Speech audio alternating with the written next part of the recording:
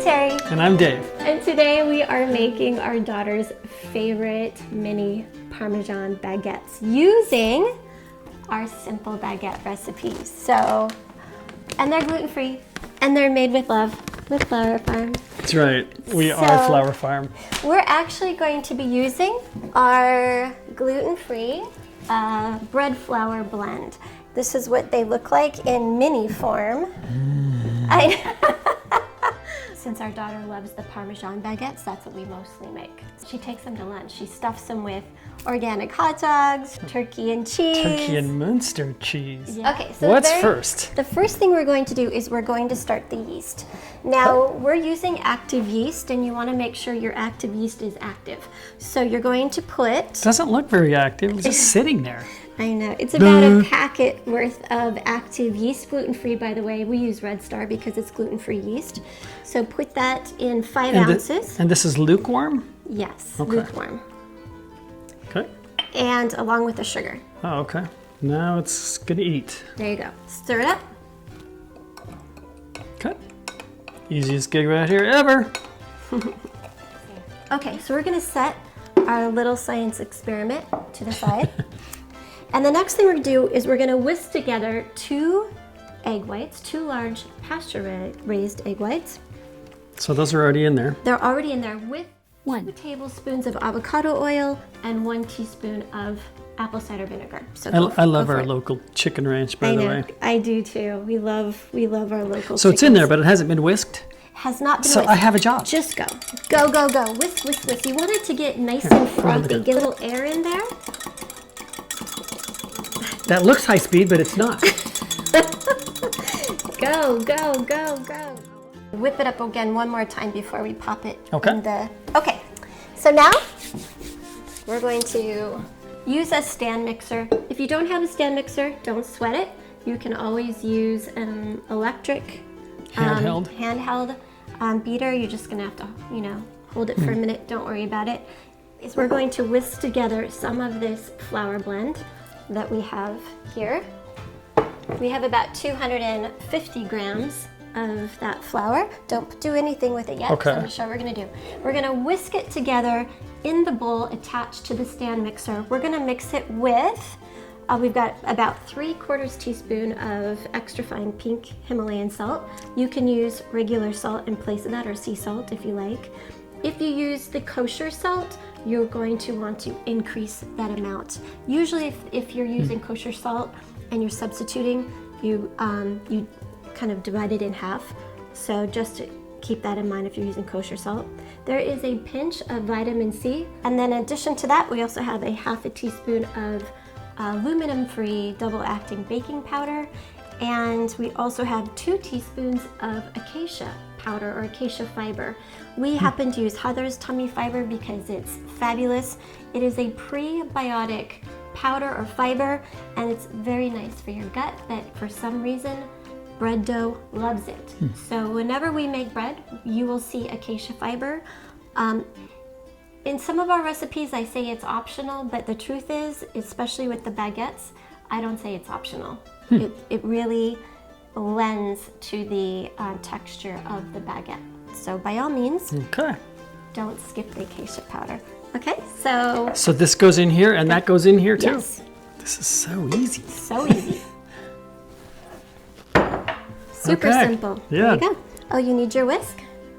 Okay. Go, go, go. And we don't whisk it in there? Nope. You know, I've seen other directions that say just put everything together and then put it just let it mix? Yeah, on the KitchenAid and put the paddle in and just mix it. But I find that if I whisk it, it just seems to come out better. I don't know why. It just blends well, that's better. A pretty blunt blade. I can see how the whisk is really getting it in there. Yeah. That's pretty fine mixing. I'm kind of fussy, but if you don't want to do it and you just want to stick it on there, don't have time, go for it. And then it goes on? Okay, so that goes on. So you're gonna drop it down, lock it in place. And then go? No, we have to put something else in. What you're going to do is you're just going to put it on the first one on low, just low, and we're going to add the egg followed by the yeast. Egg followed by the yeast. So just whip it a little bit more before you put it in there. You like it frothy. Well, the air helps, yes. Okay. And slowly? Just slowly pour it in. Tell me if you need a spatula. No, it's grabbing it real good. Got it? Okay. Okay. And then the yeast.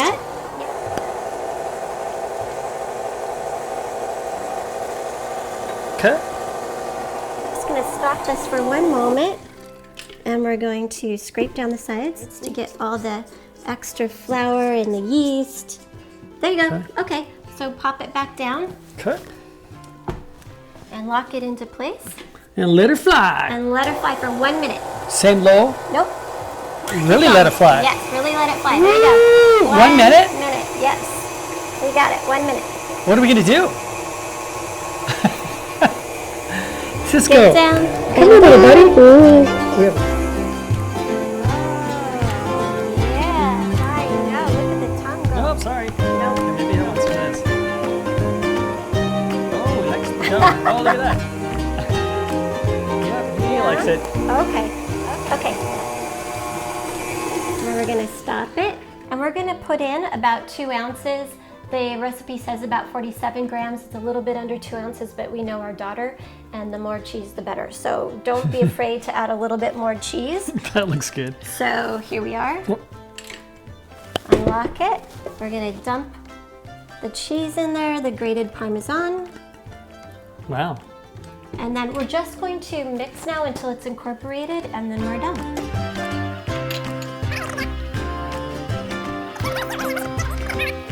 Okay, so now we're good. So we're gonna take that out. How'd I do? You did pretty darn good there, buddy. Okay, and just to see, that's the texture of it. This is like thick cake batter. And you kind of want to eyeball it because you're gonna Split it into 4. Split it into 4, but don't worry because I always take from one and give to another, so don't worry about it. And it is very sticky. So don't worry about the stick right now. So just be prepared to play. Yay! Get to play today. Okay. Okay, so I did one. Now you do one right here and do it the similar size. There you go.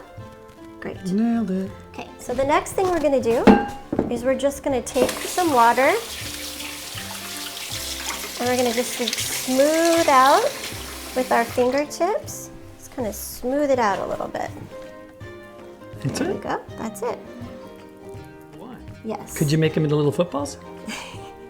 You know you could make them into footballs. Okay, so once we do that, we're going to use this very sharp knife and score it. Dip the knife in water, okay. Dip the knife in water, kind of, Oh, you're scoring it almost a ½ inch deep. Yeah, the knife's a good ½ inches. yeah. As the steam escapes, it makes for a pretty loaf. Okay, so the next step then is to just sprinkle a little more cheese. This is optional, but I think it's beautiful and our daughter loves it. Oh, is so that Parmesan? This is Parmesan. Okay. So I use a microplane to, Oh yeah, it's very fine. yeah, the Parmesan is very fine. Ooh, how am I, is that way too much? That's a lot, right? We're talking about violet. You can put on as little Oh, okay. or as much as you want. And you're gonna bake it in the center of the oven, and you're just going to put it just like this in the oven after they puff up for about 20 minutes. Okay, let me take a picture of this. We're gonna set the timer for 20 minutes. Now they're not gonna double in size. They're just going to puff. So now we just wait 20 minutes, put it in the oven, and then it bakes for 25 minutes. I always check it right after about 20 minutes to see if it's browning too much and needs a tint on it. It's really up to you. Once it comes out, I let it rest for about 5 minutes, and then I pop them out and let them continue to cool on a cooler's rack. They just came out of the oven. So Look at those babies. Are you really gonna eat it that hot? Delicious, right? It's so soft and cheesy. Are you gonna be okay? It's fluffy, soft, and cheesy. You're like in bread heaven right now? Thank You did it! Yay! Be sure to visit us on YouTube and Facebook and Instagram and Twitter, flower.farm. Pinterest, and Go to flower.farm. yeah, our website. All of our recipes are there. Flour.farm. In case you forget, it's on the back of the bag, and you can find us on Amazon and as your standard and some of your favorite local stores along the way.